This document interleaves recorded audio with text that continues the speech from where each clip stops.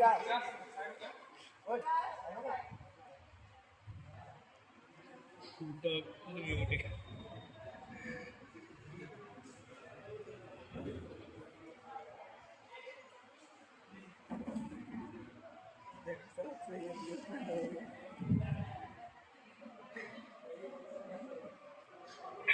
mode. Call for help. Remove pads from packaged in back of unit. Plug in task connector. Apply pads to patient's bare chest as shown. Analyze heart rhythm. Do not touch the patient.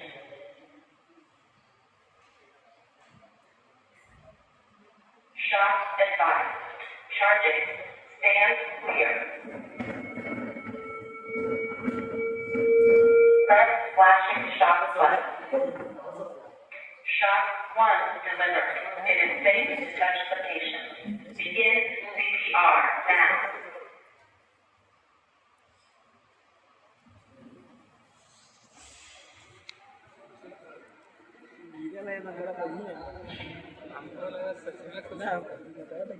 और ऐसा आदमी को चुना है कि सही नहीं है।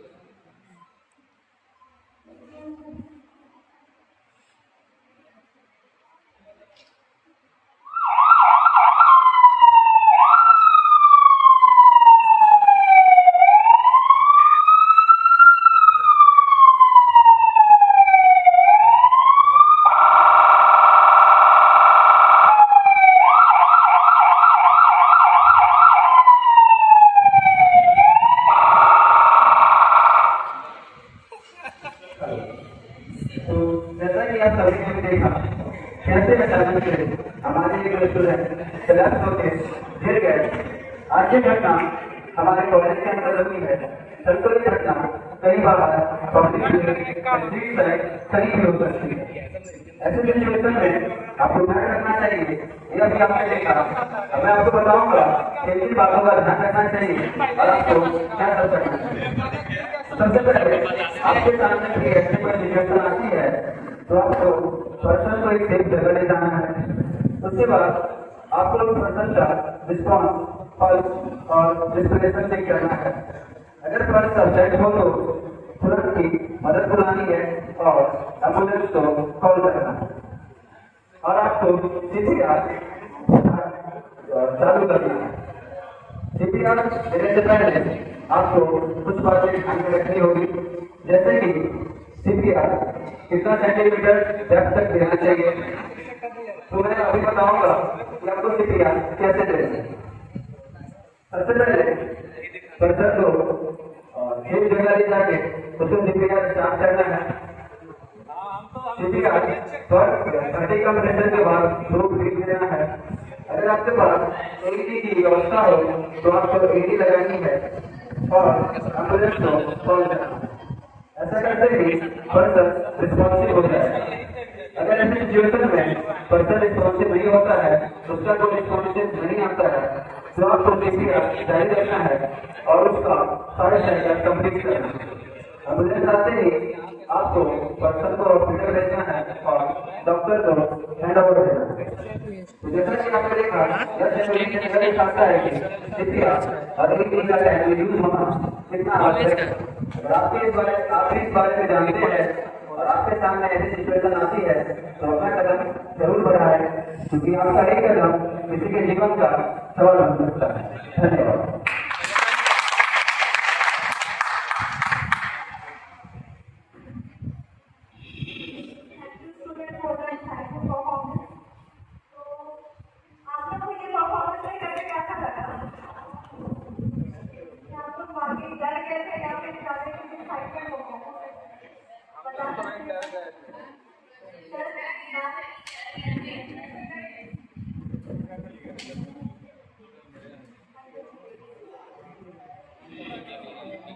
Now, I request Dr. Sagar Master to kindly guide our students and staff in demonstrating CPR technique.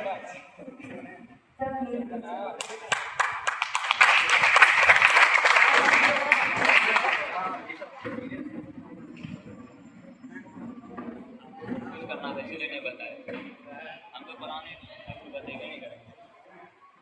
नहीं बता मतलब वहाँ हाँ तो गिर गया कलम यही चाहिए आइए कुछ बातें जानते हैं कि क्या होता है, क्या होता है, क्या का फुल क्या होता है, बता सकते हैं? कार्डियोपल्मोनरी रिसक्सिटेशन जब ब्रीदिंग बंद हो जाता है।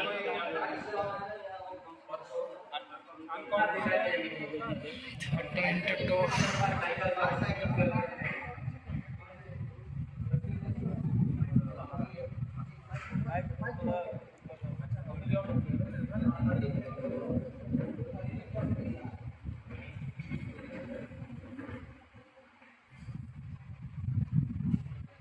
CPR का फुल फॉर्म होता है कार्डियोपल्मोनरी रिसक्सिटेशन। ये हम तीन चीजें देखने के बाद किसी भी मरीज में हम उसको समझा देते हैं। तीन चीजें क्या होती हैं? सबसे पहली चीज होती है पेशेंट होश में है या नहीं। उसके बाद उसका दिल धड़क रहा है कि नहीं। तीसरा सांस ले रहा है कि नहीं। ये तीन इम्पोर्टेंट चीज है जिसको देख करके हम सीपीआर स्टार्ट करते हैं। बहुत सारा क्राइटेरिया होता है इसका, बट जनरली सीपीआर इम्पोर्टेंट क्यों है? सीपीआर इम्पोर्टेंट इसलिए है कि आप किसी का लाइफ बचा सकते हैं। अगर आपके आसपास आप अगर किसी को बेहोश देखते हैं उसको सीपीआर देते हुए अगर आप एम्बुलेंस में उसको लोड करके हॉस्पिटल टाइम पे पहुंचा देते हैं तो उसकी जान बच सकती है। तो सीपीआर तीन चीज चेक करने के बाद स्टार्ट करते हैं। सबसे पहला है पेशेंट बेहोश है या नहीं। अगर पेशेंट होश में है तो सीपीआर नहीं देंगे, बेहोश है तभी उसको सीपीआर देंगे। सेकेंड, उसका दिल धड़क रहा है कि नहीं। तीसरा, वो सांस ले रहे हैं। अगर सपोज आप किसी मार्केट में हैं या आपने कॉलेज में आपने भी देखा जैसा शरीर में दिखाया गया, अगर कोई बेहोश हो जाता है अचानक से, आपके पास सिर्फ 10 सेकंड है, आप जाइए और चेक करिए कि वो रिस्पॉन्स कर रहा है कि नहीं। रिस्पॉन्स कर रहा है चेक कैसे करेंगे? उसके दोनों शोल्डर पे टैप किया जाएगा, ठीक है।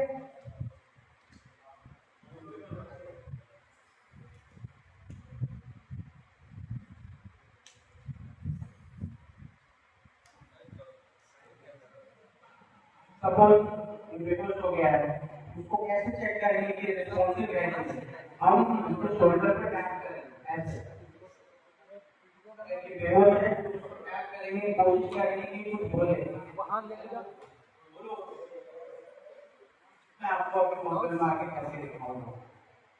उसके बाद दिल का धड़कन चेक करेंगे, दिल धड़क रहा है। नेक्स्ट ब्रीथिंग, ब्रीथिंग क्या करना है? अगर कोई पेशेंट बेहोश है तो हम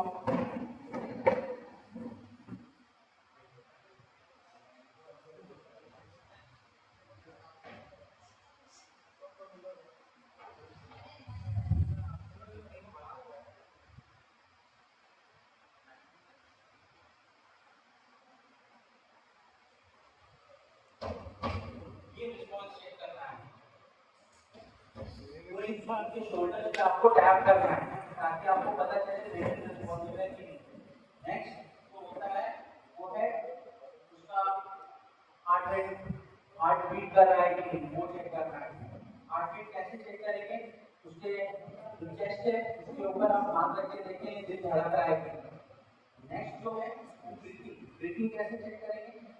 अपना कान उसके पास लेके जाएंगे, देखने के लिए सांस ले रहा है कि नहीं। और तरीका होता है हम हाथ भी रख सकते हैं उसके नाक के पास, बट जैसे कि अगर आप कहीं ओपन एनवायरनमेंट पे कोई मार्केट प्लेस में अगर आप उसको चेक कर रहे हैं तो हो सकता है कि जो हवा आपके आसपास है, जो नॉइज पॉल्यूशन आपके आसपास है, उससे आपको ना पता चले, इसीलिए। और एक चीज सबसे इम्पोर्टेंट, अगर कोई पेशेंट बेहोश लेता है सबसे पहला काम उसका एयरवे सिक्योर करना है। एयरवे सिक्योर कैसे करेंगे? हेड, chin, लिप, को नीचे की तरफ दबाना है, इनको ऊपर की तरफ उठाना है। इससे क्या होगा, उसका एयरवे जो है वो नॉर्मल हो जाएगा। अगर वो नीचे अगर बेहोश है तो एयरवे उसका क्लियर रहेगा। ठीक है, इसके बाद हम क्लास स्टार्ट करेंगे। इससे पहले अगर ऐसा कोई पेशेंट आपको मिलता है जिसमें आपको लगता है आपको सीपीआर देने की जरूरत है, तो नेक्स्ट स्टेप आपका होगा साइट को सिक्योर करना। जहाँ पे पेशेंट है, मान लीजिए अगर किसी रोड में है तो उसको रोड से किनारे लेकर के आएंगे, अपना एरिया पहले सिक्योर कर लेना है। आपको सेफ्टी में रहना है, उसके बाद ही सीपीआर करेंगे। ऐसा नहीं है कि अगर मेन रोड पे गिरा हुआ है कोई आदमी, आपने चेक किया अनरिस्पॉन्सिव, आप सीपीआर स्टार्ट कर सकते हैं। आप पहले अपनी साइट सिक्योर करें, उसके बाद नेक्स्ट आप हेल्प के लिए बुलाएंगे और हेल्प, उसके बाद आप सीपीआर स्टार्ट करेंगे। ठीक है, पेशेंट अनरिस्पॉन्सिव है, आप एरिया अपना सिक्योर करेंगे, जिसको बोलते हैं साइट सिक्योर करेंगे। उसके बाद हेल्प के लिए बुलाएंगे, उसके बाद सीपीआर स्टार्ट करेंगे। सीपीआर देते कैसे हैं, ये पोजीशन होता है, अपने लेफ्ट हाथ से अपने राइट हाथ को लॉक करेंगे और जब आप सीपीआर दे रहे हैं आपका एल्बो है वो स्ट्रेट होना चाहिए, वो ऐसे होना नहीं चाहिए, स्ट्रेट। उसके बाद हम सीपीआर स्टार्ट करेंगे। सीपीआर देते कहाँ पे है तो बता सकता है, एग्जैक्ट पोजीशन को बता सकता है, एग्जैक्ट पोजीशन नॉर्मल आदमी के लिए पता करना बहुत मुश्किल है, वो डॉक्टर या कोई पैरामेडिक होगा तो वही जान सकता है। आप नॉर्मल बेसिकली याद रखिए, Midway between the two nipples, दो निपल्स हैं उसको मिडवे जहाँ पे वो मिलता है बीच में, वहां पे आप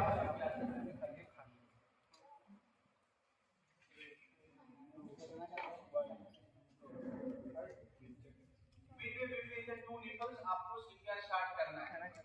तो ये आपका हैंड है, लेफ्ट हैंड राइट हैंड के ऊपर रहेगा और आपको अपना हाथ प्लेस करना है। उसके बाद एल्बो आपका स्ट्रेट रहेगा, सीपीआर कितना बार देना है, सीपीआर देना है 30 टाइम पे। आपका जो डेप्थ है कम से कम 2 सेंटीमीटर आपका चेस्ट कंप्रेस होना चाहिए, 2 सेंटीमीटर। कहीं होता है 2 सेंटीमीटर भी, बट 2 सेंटीमीटर एडिक्वेट होता है आपको देना है। एक ही चीज है सीपीआर देने में, push hard and push fast. आपको जितना हार्ड हो सकता है उतना पुश करना है और जितना फास्ट हो सकता है उतना करना है। ठीक है, push hard and push fast. उसके बाद 30 साइकिल्स आपने सीपीआर के दे दिए, 1 2 3 4 5 6 7 8 9 10 11 12 13 14 15 16 17 18 19 20 21 22 23 24 25 26 27 28 29 30। उसके बाद हेड एंड लिफ्ट, अरे हम ले लिए 2 बार ब्रेथ लेना है, 2 बार ब्रेथ लेना है। उसके बाद उसका फिर से हार्ट बीट और ब्रीथिंग चेक करना है। ये सब टोटल करने के लिए आपके पास सिर्फ 10 सेकंड है। 20 साइकिल आपने सीपीआर के लिए, इसके बाद आपके पास 10 सेकंड है ये देखने के लिए कि उसका जो ब्रीथिंग है वो वापस आया कि नहीं। ब्रीथिंग अगर वापस आ गया सीपीआर बंद कर देंगे, अगर ब्रीथिंग वापस नहीं आता है फिर एक और साइकिल 30 तक हम फिर से रिपीट करेंगे। ऐसे तब तक रिपीट करना है जब तक आपको उसका हार्ट बीट और ब्रीथिंग वापस से मिल जाता है। आपको सुनाई देता है कि वो सांस हो रहा है, आज तो फील नहीं होता है कि दिल धड़कता है, तब तक आपको सीपीआर देना है। उसके बाद आता है कि आप पल्स कैसे चेक करेंगे। अच्छा, एक क्वेश्चन है, कोई पेशेंट है अगर उसका शुगर लो हो गया है तो क्या उसको सीपीआर देंगे? शुगर लो होने से क्या बेहोश हो जाएगा, शुगर लो होगा किसी का तो बेहोश हो जाएगा। या मान लीजिए कोई डिहाइड्रेट हो गया, डिहाइड्रेशन के चलते बेहोश हो गया, क्या आप उसको सीपीआर देंगे? क्यों नहीं? अगर आपको उसका ब्रीथिंग सर्कुलेशन नहीं मिल रहा है और वो रिस्पॉन्स नहीं कर रहा है, तो वो कोई भी केस को आपको सीपीआर स्टार्ट करना है। सीपीआर देते हुए आप उसको लेके जाइए हॉस्पिटल, वहां पे डॉक्टर चेक करेंगे, उसके बाद वो अपना काम करेंगे। लेकिन अगर आपको 3 चीजें नहीं दिख रही है, पेशेंट होश में नहीं है, उसका सर्कुलेशन नहीं मिल रहा है, ब्रीथिंग कर रहा है, वो सांस नहीं ले रहा है, आप सीपीआर करिए। पहले वो डिहाइड्रेशन है, हाइपोग्लाइसीमिया हो, कोई भी केस हो, ठीक है। पल्स कैसे चेक करते हैं? जनरली हम हाथ से चेक करते हैं, हमारा रेडियल पल्स जो होता है उसको हम हाथ से चेक करते हैं। बट अगर कोई बेहोश हो गया है तो उसका रेडियल पल्स आपको हो सकता है नहीं मिले। क्यों नहीं मिले? क्योंकि बॉडी का एक मैकेनिज्म होता है, अगर वो कहीं कोई फेलियर में जाएगा तो कॉम्पनसेट करने की कोशिश करता है। तो जो मेजर आपके वेसल्स होते हैं उसको ब्लड सप्लाई करने के लिए काम करता है, तो पेरिफेरल को कम कर देगा और ये सब ब्लड वेसल्स का सप्लाई बढ़ा देगा। तो आपको सेंट्रल वेसल्स जो होते हैं उनको चेक करना है, जैसे कैरोटिड पल्स। कैरोटिड पल्स किया जाता है हमेशा, ना कि रेडियल पल्स किया जाता है। कैरोटिड पल्स मिलता कहाँ है आपको?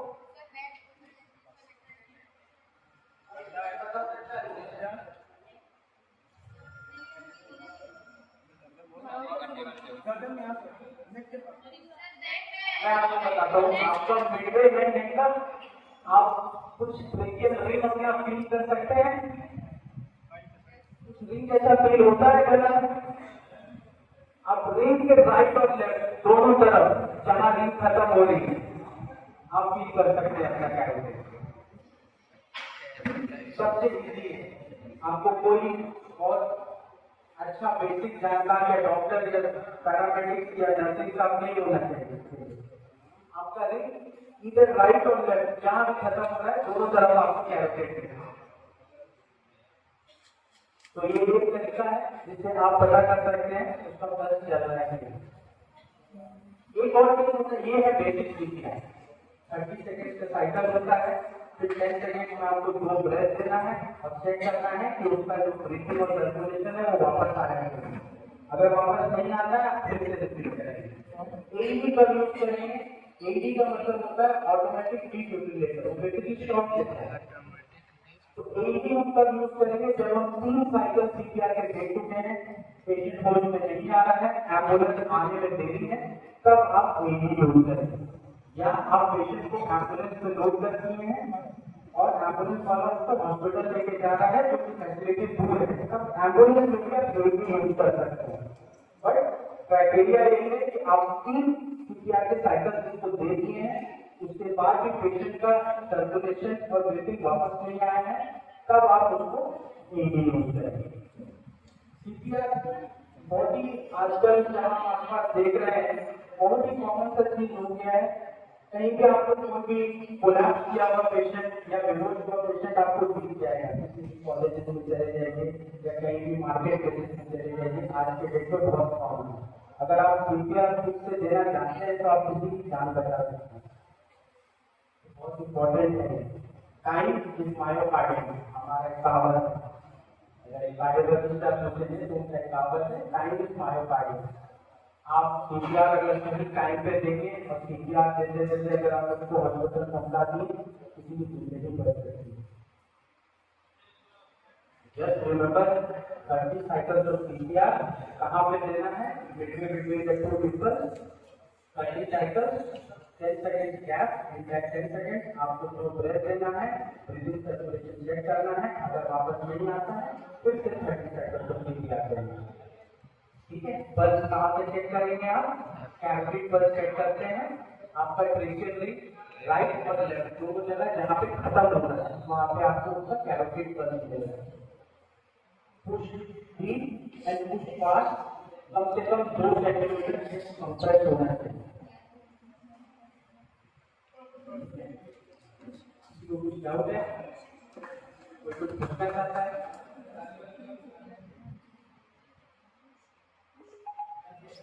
Thank you.